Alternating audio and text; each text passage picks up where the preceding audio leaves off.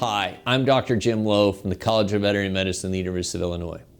And in partnership with the Illinois Pork Producers Association, we'd like to spend a few minutes talking about secure pork supply plans. Now, I'm sure you've heard about the Secure Pork Supply Plan, but just as a refresher, it's a way to help each individual producer make sure that they are able to maintain business continuity by moving animals during a foreign animal disease emergency event. So this isn't a guarantee that you can move animals, but it's a way that we as individual producers can be prepared in the event of emergency to maintain the functioning of our business and move animals between sites. There are multiple components to the Secure Pork Supply Plan, and this is all planning so that we're going to be prepared. The first of those is that we're going to have site-level biosecurity measures identified so that we can protect that site from foreign animal disease introduction. Second, we have to understand that movements are going to be based upon permits.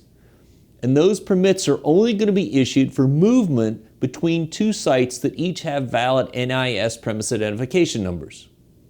And third, we're probably only going to be able to move if we have negative test results for that site. So we have to think about how we're going to get testing done, and how we're going to get samples collected, and how we're going to move that information around. When we think about the biosecurity plans, there are multiple key components we have to think about. First, we have to have clearly defined zones. So which zones are we going to protect, and we have to have good lines of demarcation between those. Once we've defined those zones, we have to be able to limit access to the site.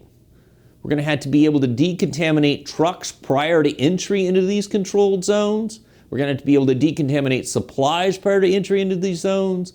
And we're going to have an area so that we can decontaminate people coming in and out. Along with that, we're going to have to define an area where we're going to load animals in and out of the site so we can understand what those animal movements are going to look like. Now, when we start looking at a site, we have to be able to define what the site perimeter is. So what's the boundary of that site? And outside of that perimeter, we're going to define that as the uncontrolled or dirty zone. Inside that boundary is what we're going to call the controlled or biosecure area, that's really often referred to as a gray zone. It's a transition between the uncontrolled area and the third zone within our site, which is the clean area, which is where we're going to keep the pigs. So when we start thinking about when we're going to design our biosecurity plan, first we have to decide what's the perimeter of the site, how are we going to define the perimeter of the site, and then how are we going to control access to that. This means we have to have a way to identify the route in or the routes in and be able to barricade that off when we are going to allow trucks into the site. So there aren't random visitors turning up at that site, which is certainly a biosecurity risk, but also a way to transmit disease outside of that site within a containment zone. That gets us back to thinking about then, now I've got my zones defined, nothing can enter the zone across this line of separation without decontamination. So I have to be able to decontaminate trucks, I have to be able to decontaminate supplies, and I have to be able to get people decontaminated on the in and out.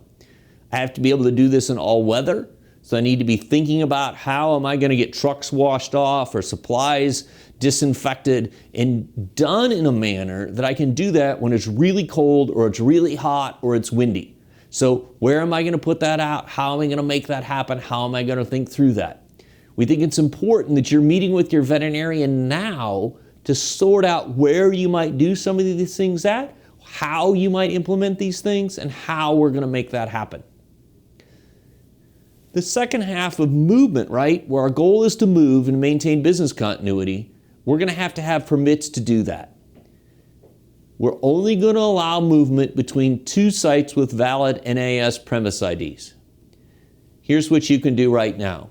You need to make sure that your premise IDs for all the sites that you want to move pigs from and pigs to are validated. So you need to work with the state animal health officials to make sure that we have a validated number. So the address is right, the GPS coordinates are right, the name and the contact are correct, so that we can move those animals and everybody knows where those premises are. If that site isn't validated and I need to move animals, it could take us weeks or days in the face of an emergency to do that, because all the people that do that are going to be tied up responding to the emergency. So the key action we have right now is let's go get those premise IDs validated. Now, there's some other things we can do to also prepare. We know we're going to have permits to move these animals. Those permits are likely to be electronic. So we need to think through, where's the computer at? Where's the internet access at, so I can make sure I'm going to make that happen? Is it near where the pigs are? How's the information going to flow back and forth? We also need to make sure, so programs like Adobe Acrobat or Acrobat Reader, where we're going to download and print forms, are up to date and ready to go. So we've got some preparation to do there. That seems simple, but in prior emergencies, that's become a bottleneck. And then finally, we're pretty sure that we're not going to be allowed to have movements without testing. Now, we've learned from previous disease outbreaks that testing is going to have to be done by farm personnel. We don't want outside personnel, including veterinarians, tromping in and out of sites to do the testing. Both they can bring disease in, or if the site's infected, they can take disease out. So we need to think about who on our farm are we going to have trained to do that testing. Now, depending on what the foreign animal disease is and what the conditions are on the ground and what the tests look like, we may have very different plans for how we are going to do the testing, but we need to think about who is going to do that testing. And as we get closer and we get really more details around how might we respond to African swine fever, we'll have some guidance on how we're going to do that training. That planning is in process right now, but as producers, we can sit down and think about who might we think would be good to do that. How are we going to get that done? So, just quickly in summary, when we think about moving animals in the face of a foreign animal disease emergency, planning now becomes really important. It's critical that you sit down with your veterinarian and start laying out what the site biosecurity map needs to look like. You need to be able to control entrance into that, so I have to have zones defined and understand how I'm going to limit access to the site. I need to have some plans on how I'm going to decontaminate trucks in and out, how I'm going to decontaminate supplies, and how I'm going to decontaminate people. And I need to start to think about how am I going to prepare for this permit. So I need to make sure I've validated all my premise IDs. I've got some kind of a plan on where are we going to be able to get electronic or computer access to move pigs and do that in a fairly timely manner so I can get these electronic permits. And finally, I need to be thinking about who on my sites would be good at collecting samples, or that I can be ready to train if we need to have them trained. There's tremendous resources available on the National Pork Board site, and I would encourage you to go look at those, or certainly feel free to reach out to Illinois Pork Producers Association or the Extension Service here at the University of Illinois, and we would be happy to help you move your plans forward. Thanks.